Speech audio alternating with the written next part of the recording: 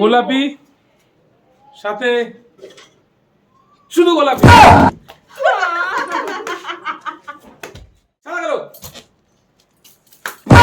ও পাট্টাসে headshot আর পাট্টাসে চলে এসেছে আমরা নতুন একটা মজাদার ভিডিও নিয়ে। দেখতে পাচ্ছেন এখানে অনেকগুলো রং রাখা আছে। যে রঙের নামগুলো বলবে সেগুলো আমাদের তুলতে হবে। যে বেশি তুলবে সে হবে উইনার আর সে পেয়ে যাবে হ্যাপি হ্যাপি বিস্কুট। তো চলো বেশি না বকে ভাত খেলাটা শুরু করা যাক। কত করে বলবি? বেশ তাহলে শুরু করতে হবে।